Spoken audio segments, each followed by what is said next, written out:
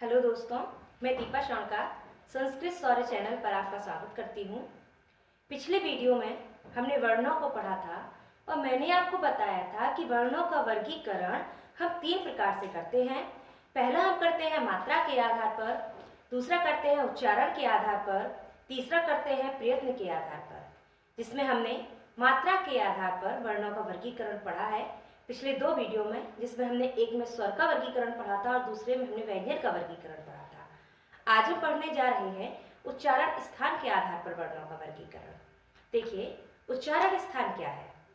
जिस वर्ण को मैंने आपको पहले भी बताया है कि वर्णों का जो उच्चारण होता है वो मुख से होता है, और मुख से जो वर्णों का उच्चारण होता है तो मुख के भिन्न भिन्न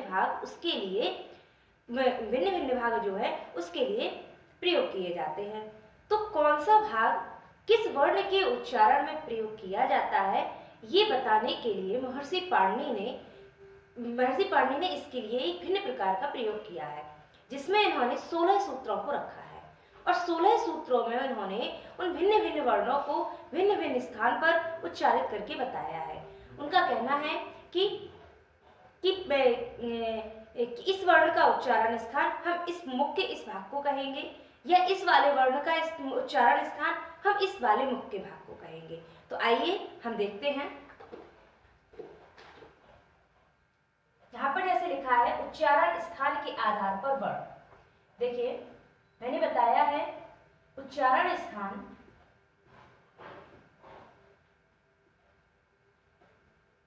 के आधार पर वर्णों को 16 भागों में बांटा गया है। 16 भागों में या सूत्रों में बांटा गया है।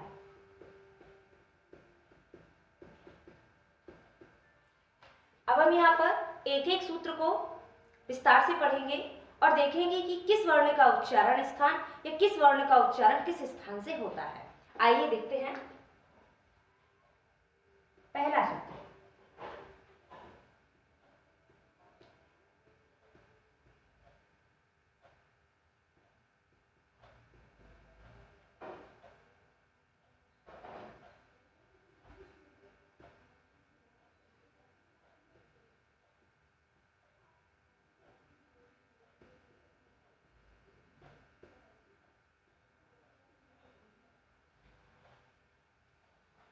देखिए यहाँ पर सूत्र लिखा है अकुह विसर्जनीया ना कंठा। देखिए यहाँ पर पहले मैं सूत्र को समझाती हूँ, फिर मैं बताती हूँ। देखिए यहाँ सबसे पहले लिखा है आ, अर्थात आ जो स्वर है। फिर लिखा है कु, यहाँ पर कु का अर्थ है का वर्ग से। इसके बाद लिखा है हा, जो कि हमारा उसमें व्यंजन है। उसके बाद लिखा है विसर्जनीय नाम। विसर्जनीय नाम, विसर्जनीय का मतलब है यहाँ पर विसर्ग से, और नाम यहाँ पर षष्ठी बहुवचन लिखा हुआ है, और फिर लिखा हुआ है कंठा। अर्थात आ जो एक स्वर है, का वर्ग में जो हमारे 5 वर्ण आते हैं का खा गा घा इणा, उसके बाद हा जो एक दूसरे व्यंजन है, और विसर्ग, इन सभी का उच्चारण स्थान कंठ है। मैं इसको लिख भी देती हूँ। आ का वर्ग, हा और विसर्ग।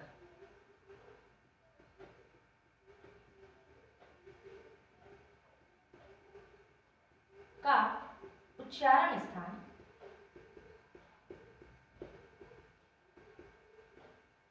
कंठ है।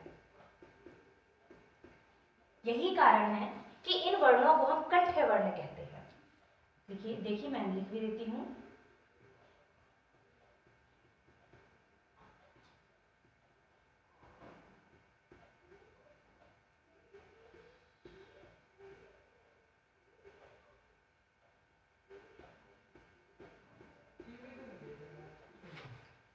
वे वर्ण जिनका उच्चारण कंठ से हो रहा है उन वर्णों को हमने कंठ वर्ण कहा है। देखिए मैंने लिख भी दिया है, इन वर्णों को कंठ वर्ण कहते हैं। मैं यहाँ पर सूत्र से पहले भी बता चुकी हूँ, मैं फिर से बताती हूँ। आ, यहाँ पर हम आ का मतलब सिर्फ और सिर्फ हिरस्व से न लेकर के हिरस्व और दीर्घ दोनों आ से लेते हैं। तो आ यानी कि ह्रस्व और दीर्घ दोनों, का वर्ग, हा और विसर्ग का उच्चारण स्थान कंठ है। फिर मैंने लिखा इन वर्णों को हम कंठ वर्ण कहते हैं। अगला सूत्र हमारा आता है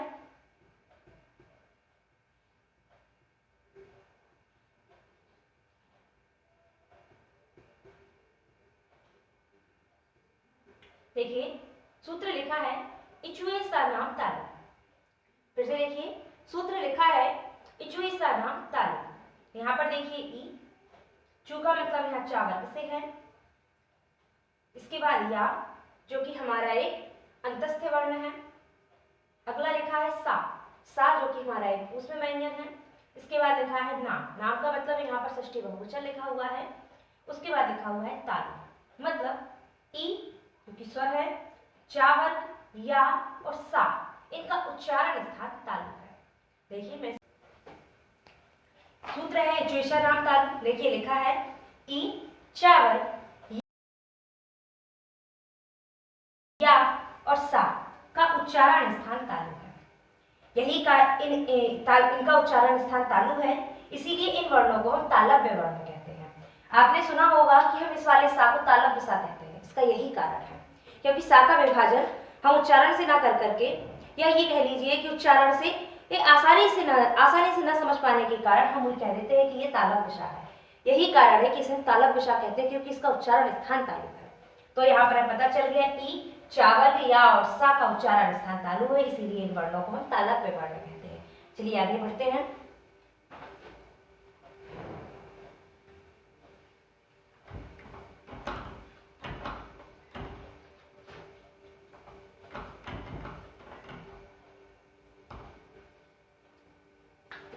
अगला सूत्र है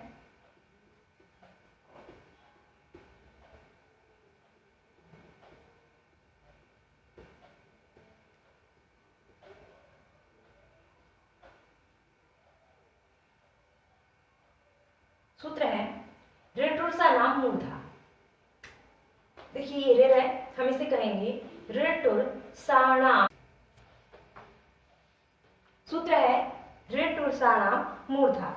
यहाँ पर देखिए बना हुआ है ऋ, तो हम क्या कहेंगे, ऋ जो स्वर है, टू मतलब टावर, रा यानी कि जो हमारा यहाँ पर अंतस्थ व्यंजन है, और सा जो कि हमारा ऊष्म व्यंजन है।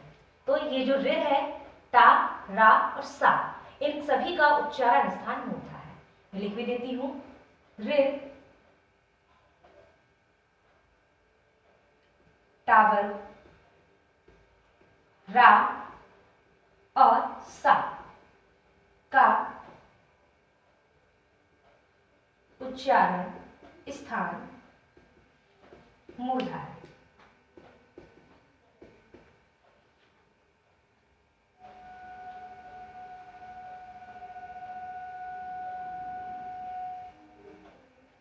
यही कारण है कि इन वर्णों को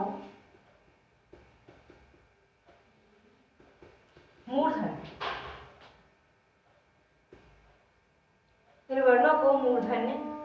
वर्ण कहते हैं। सबसे पहले मैं आपको ये समझा दूं कि मूर्धा क्या है।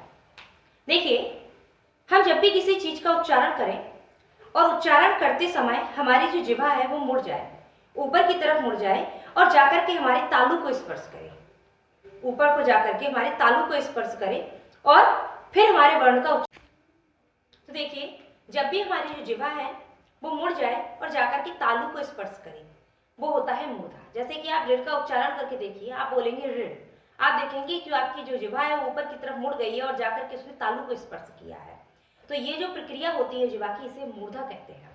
तो देखिए यहाँ पर लिखा हुआ है ऋ, टावर, रा और सा का उच्चारण स्थान मूर्धा है।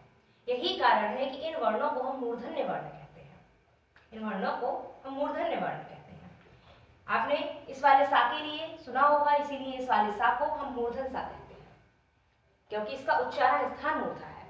चलिए आगे बढ़ते हैं। इसके बाद आता है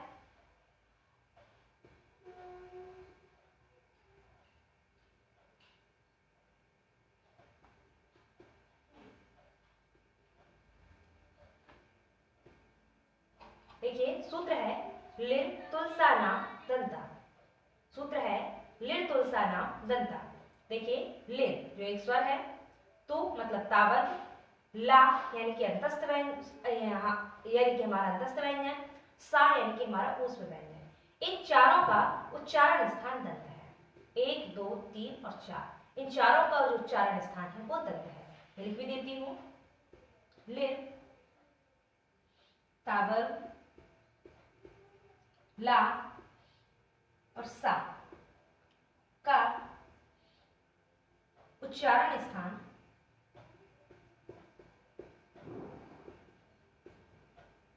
दंत है।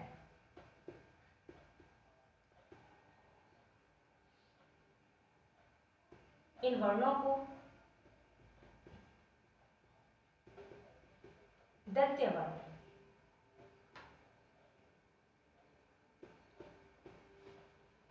कहते हैं।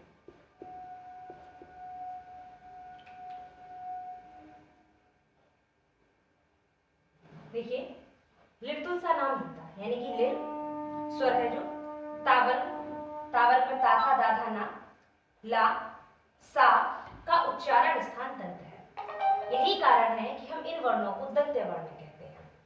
देखिए इस वाले सा को आपने सुना होगा दंत सा या दंती सा। यही कारण है कि इस वाले सा को हम दंती सा कहते हैं, क्योंकि इसका उच्चारण स्थान दंत है। इसके आगे बढ़ते हैं। पांचवा सूत्र है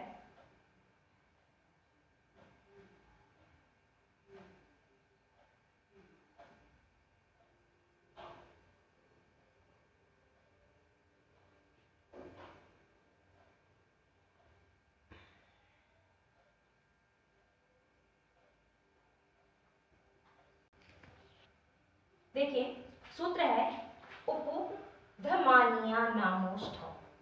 उपधमानीय नामोष्ठव।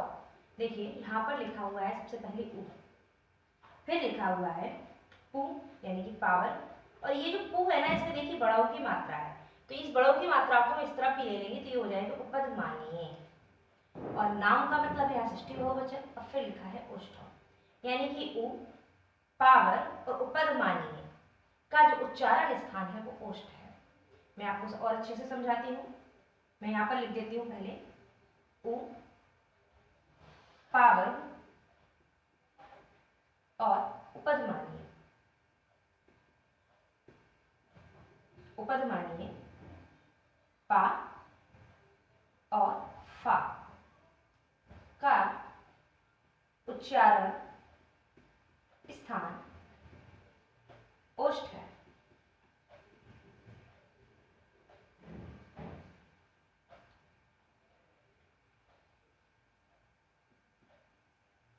यही कारण है कि इन वर्णों को ओष्ठ वर्ण कहा जाता है।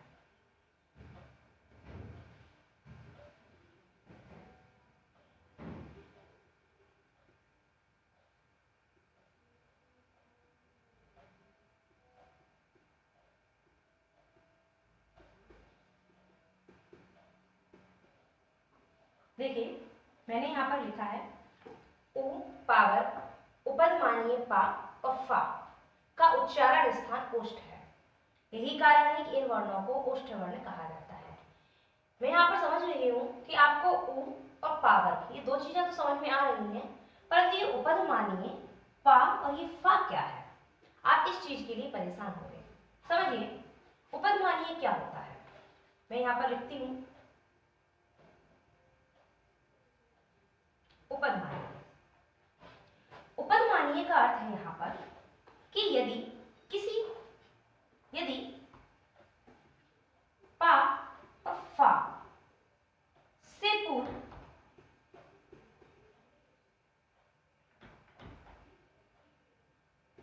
विसर्ग आ जाए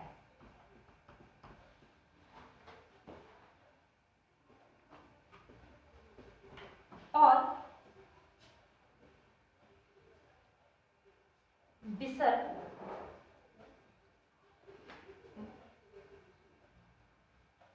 विसर्ग और पा या फा का उच्चारण उसके साथ हो विसर्ग और पा या फा का उच्चारण उसके साथ हो, उस पा या फा को उपध मानिए। उपध मानिए पा या फा कहते हैं। कैसे, आइए देखते हैं और समझाती हूँ डिटेल में इसको।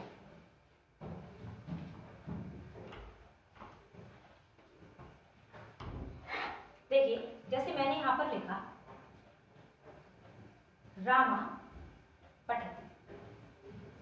हम यहाँ पर देख रहे हैं कि यहाँ विसर्ग आया और विसर्ग के देखिए तुरंत बाद में पा आया। यदि विसर्ग के तुरंत बाद में पा आया है तो यहाँ पर कहेंगे रामा पठति, और विसर्ग और पा का जो उच्चारण ये दोनों ही एकदम साथ में हो गए। अगर इन दोनों के ही उच्चारण साथ में हो गए तो हमने देखा था कि विसर्ग का उच्चारण स्थान कंठ है और पा वर्ग का उच्चारण स्थान ओष्ठ है। तो इन दोनों का जो उच्चारण हुआ है वो संपूर्ण नहीं हो पाया। ना तो पा का ही उच्चारण पूर्ण हुआ है और ना तो विसर्ग का ही उच्चारण पूर्ण हुआ है और ना ही पा का उच्चारण पूर्ण हुआ है, और इन दोनों का जो उच्चारण है वो मिश्रित हो गया। जब इन दोनों का उच्चारण मिश्रित हो गया तो इस उच्चारण को हमने उपधमानीय कहा है। ये जो उच्चारण है इस उच्चारण को ही हमने उपधमानीय कहा है, और क्योंकि विसर्ग के बाद पा आया है इसीलिए जो पा है वो उपधमानीय पा है। बिल्कुल ऐसे ही हम कहें वृक्षाफलति, तो देखिए यहाँ वृक्ष के तुरंत बाद में फा आ गया है और इस फा का और विसर्ग का जो उच्चारण है वो मिश्रित हो गया, इसीलिए हम इस फा को उपधमानीय फा कहेंगे और इस फा को उपधमानीय पा कहेंगे। आप, मुझे लगता है आप उपधमानीय के बारे में समझ चुके हैं। चलिए आगे बढ़ते हैं। यदि आपको समझ में ना आया हो तो दोबारा ये जो वीडियो है पॉज करके दोबारा पीछे करके आप देख सकते हैं, आपको ये बात और ज्यादा अच्छे से समझ में आ जाएगी। और यदि आपको फिर भी कोई समस्या हो तो आप कमेंट बॉक्स में प्रश्न कर सकते हैं।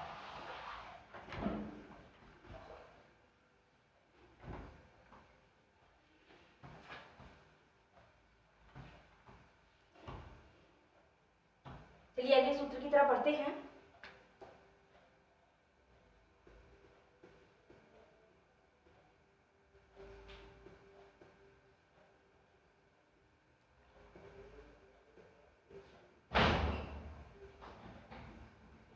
सूत्र लिखा है अमगणना नाम नासिका। अमगणना नाम नासिका। देखिए यहाँ पर हम देखेंगे कि हमने जो 5 वर्ग पढ़े थे कल के वीडियो में, उसमें आप देखेंगे 5 वर्ग का वर्ग, चा वर्ग, ता वर्ग, टा वर्ग और पा वर्ग। इन सभी वर्णों के जो अंतिम वर्ण है आप देखेंगे वो यहाँ पर लिखे हुए हैं। देखिए यहाँ पर ये रहा, हम देखेंगे कि यहाँ पर प्रत्येक वर्ग का पंचम वर्ण रखा हुआ है। देखिए ये या है, ये माँ है, ये णा है, ये णा है, ये ना है। तो यहाँ पर बताया गया है कि ये जो पांचों वर्ण हैं इन पांचों का उच्चारण स्थान नासिका, नासिका यानी कि नाक, इनका पांचों का उच्चारण स्थान है वो नासिका है। यानी कि ये ड़ा, या, मा, इणा, इणा और ना का उच्चारण स्थान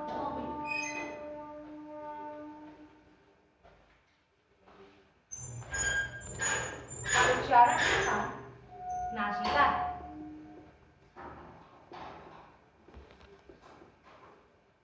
इसीलिए इन वर्णों को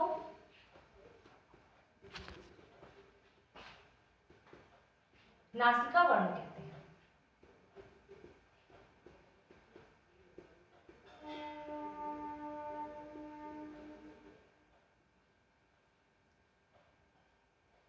इन वर्णों को नासिका वर्ण कहते हैं। देखिए मैंने लिखा है इया, मा, इणा, णा, ना का उच्चारण स्थान नासिका है।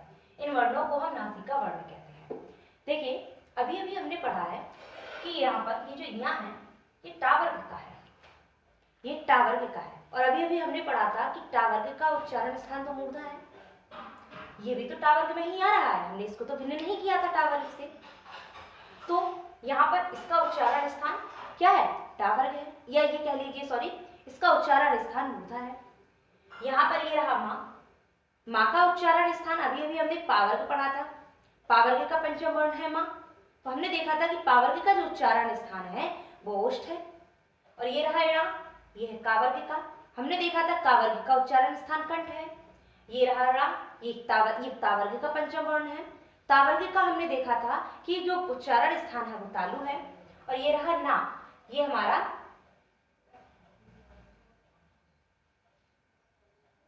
तो हमने देखा है कि ये जो पांचों वर्ण है, इन पांचों वर्णों का उच्चारण स्थान हम पहले ही देख चुके हैं वर्गों के हिसाब से। तो यहाँ पर हम देखेंगे कि यहाँ पर ये जो वर्ण है, इन वर्णों के उच्चारण स्थान दो है। जैसे कि इसको अगर हमने टावर्ग में रखा था तो इसका उच्चारण स्थान मूर्धा भी है और इसका उच्चारण स्थान नासिका भी है। तो हम यहाँ पर लिख सकते हैं इन वर्णों के उच्चारण स्थान दो हैं।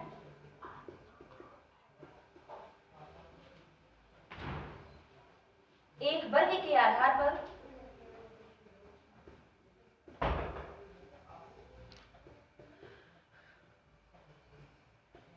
और दूसरा। तो हम देखेंगे कि इनके उच्चारण स्थान जो हैं वे दो हैं। एक तो इनके वर्ग के आधार पर है और दूसरा इनका नासिका के आधार पर है। ये तो हुआ हमारा सूत्र। अगला सूत्र हम देखेंगे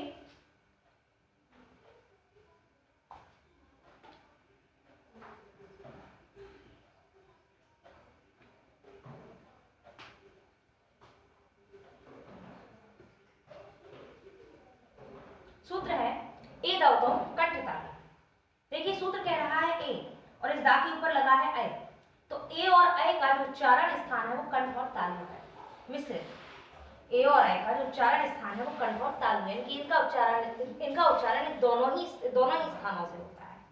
मैं लिख देती हूँ ए और अय का उच्चारण स्थान कंठ और तालु है। देखिए हमने पहले जो स्वर पढ़े हैं, हमने बताया है कि जो ए और अय है ये दोनों हमारे संधि स्वर हैं, यानी ये कह रहे हैं कि ये हमारे संयुक्त स्वर हैं। संयुक्त स्वर को मैंने आपको बताया था कि ये जो ए है इसका जो निर्माण हुआ है वो आ और ई से हुआ है। इस आ और ई से इस ए का निर्माण हुआ है। और ये जो ये अय है इसका आ और ए से हुआ है या फिर अय से।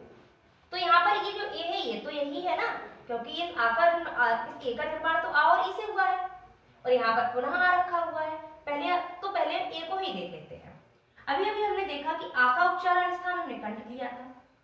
अकोई विसर्जनीय नाम कंठा जो सूत्र था उसमें हमने देखा था कि आ का जो उच्चारण स्थान क्या है वो है कंठ।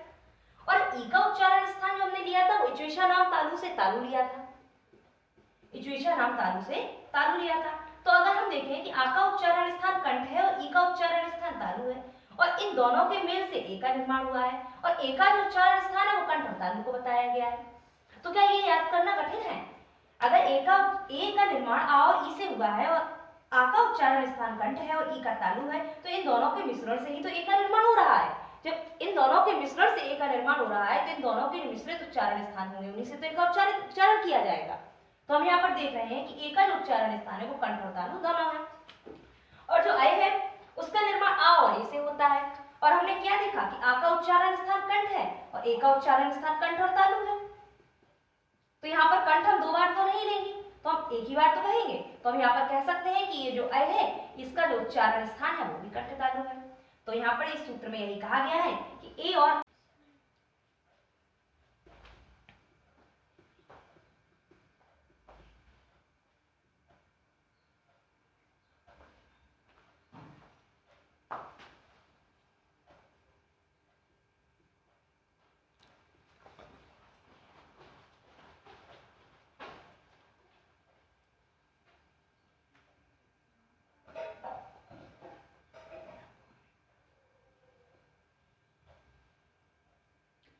देखिए सूत्र लिखा है ओ दावतो कंठोष्ठम। यहाँ पर देखिए सूत्र है ओ दावतो कंठोष्ठम। देखिए ओ और दा में लगा है औ, दा में लगा है औ। तो हम देख रहे हैं कि ओ और औ का उच्चारण स्थान कंठ और ओष्ठ है। मैं यहाँ लिख देती हूँ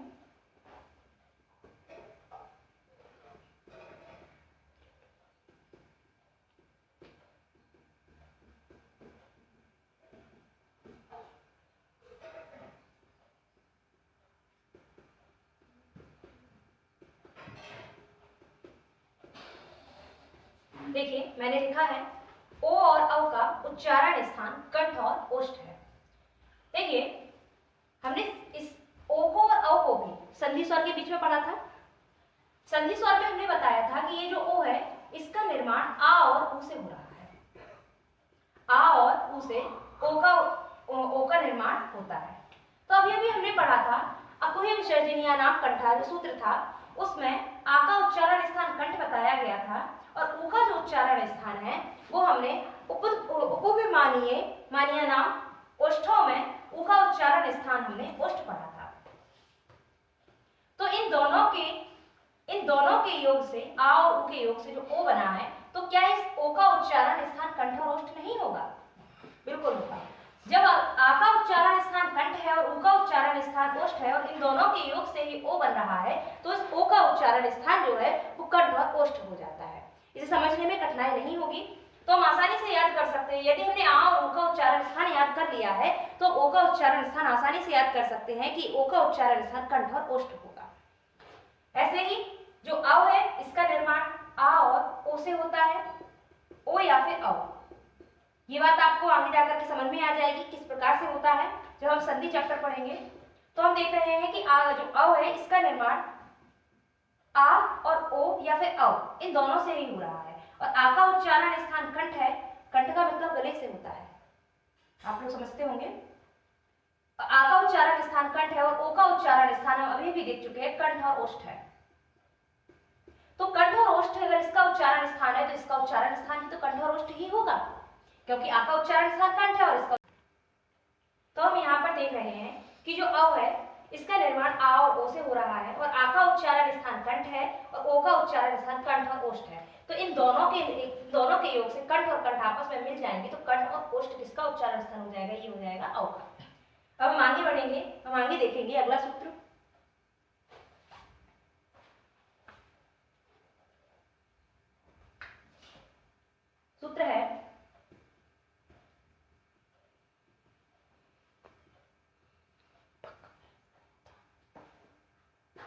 सूत्र है वकारस्य दंतोष्ठम। यहाँ पर वकार जो लिखा हुआ है उसका केवल और केवल जो अर्थ है वो है वा से। इनका कहना है कि जो वा है इसका जो उच्चारण स्थान है वो दंत और ओष्ठ है। उसका उच्चारण स्थान दंत और ओष्ठ है। मैं यहाँ पर लिख देती हूँ वा का उच्चारण स्थान दंत और ओष्ठ है।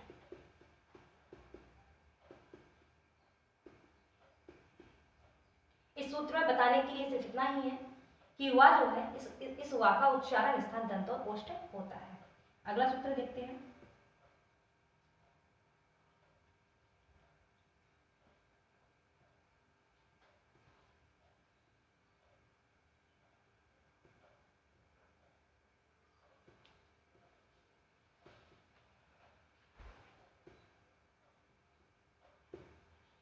सूत्र लिखा है जिह्वा मूलीय जिह्वा मूलम। ये लिखा है जिह्वा जिसे हम जीभ कहते हैं। जिह्वा मूलीय जिह्वा मूलम। सूत्र कह रहा है कि जिह्वा मूलीय जो वर्ण होते हैं उनका उच्चारण स्थान जिह्वा का मूल होता है। जिह्वा का मूल अर्थात जिह्वा की जड़ यानी कि जीभ की जड़। तो जिह्वा मूलीय वर्ण कौन से होते हैं आइए देखते हैं। जिह्वा मूलीय वर्ण का और खा का उच्चारण स्थान जिह्वा का मूल है। देखिए मैंने यहाँ पर लिखा है जिह्वा मूलीय का और जिह्वा मूलीय खा। कि जिह्वा मूलीय का और खा का निर्माण कैसे होता है आइए देखते हैं।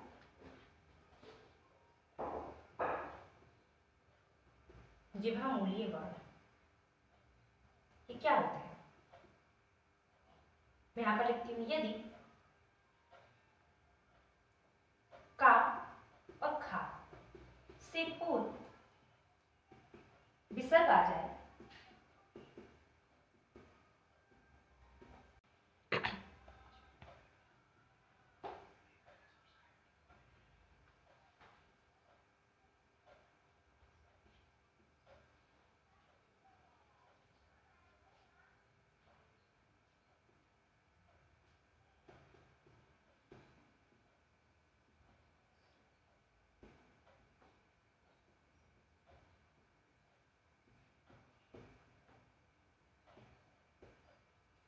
देखिए यहाँ लिखा है, यदि का और खा से पूर्व विसर्ग आ जाए और विसर्ग के साथ का और खा का उच्चारण हो, उस का और खा को जिह्वा मूलीय वर्ण कहते हैं।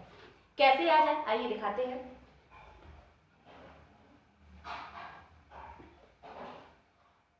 देखिए मैंने यहाँ पर लिखा है दुख, दुख।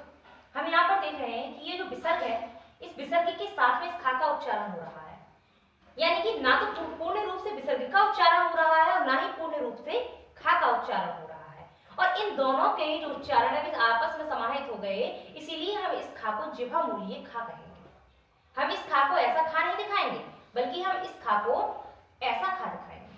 ये जो चिन्ह होता है, ये जिह्वा मूलीय चिन्ह होता है। मैंने आपको पहले इस चिन्ह को उपदमानीय चिन्ह भी बताया है, जिसमें मैंने उपदमानीय पा और फा बनाया था। तो ये जो चिन्ह है, ये उपदमानीय का भी चिन्ह है और ये जिह्वा मूलीय वर्ण का भी चिन्ह है। तो यहाँ पर हम देख रहे हैं कि इस खा से पूर्व जो विसर्ग लगा हुआ है, ये विसर्ग के साथ में जो खा है, इस खा को हम जिह्वा मूलीय खा कहते हैं। बिल्कुल ऐसे ही हम यहाँ पर कोई और भी वर्ण लिख सकते थे।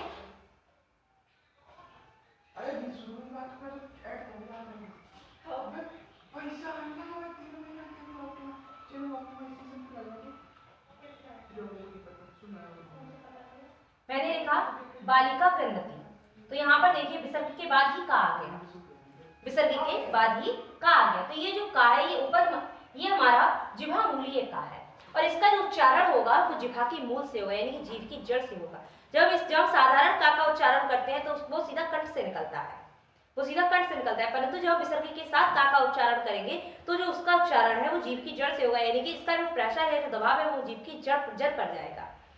ये वाला हो गया हमारा अगला सूत्र। इसके बाद हमारे हाथ एक सूत्र और बचता है,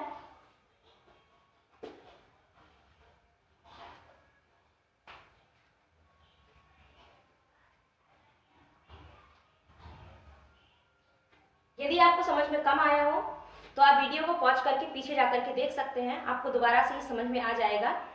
और यहाँ पर फिर भी यदि आपको कुछ समझ में ना आए तो आप अपने क्वेश्चन कमेंट बॉक्स में डाल सकते हैं, मैं उनके जो उत्तर है वो अवश्य आपको दूंगी। अगला सूत्र है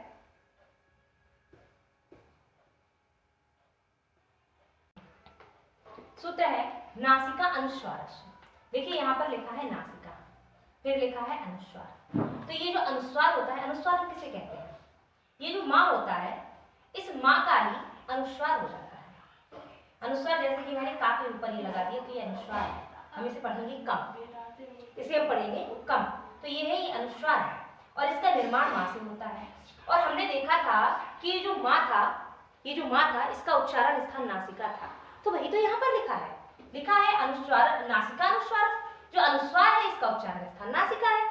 बिल्कुल आसान है, क्योंकि हमने अभी भी देखा था कि जो माँ था उसका उच्चारण स्थान नासिका था और माँ से ही अनुस्वार का निर्माण होता है। तो यहाँ पर लिखा है नासिका अनुस्वार, तो अनुस्वार का उच्चारण स्थान नासिका है। मैं लिख देती हूँ।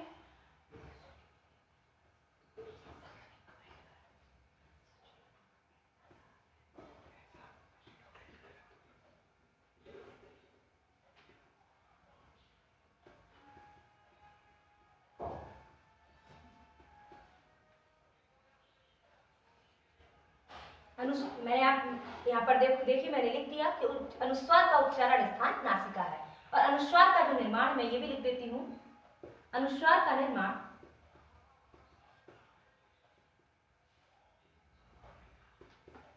माँ, हलंत माँ से होता है।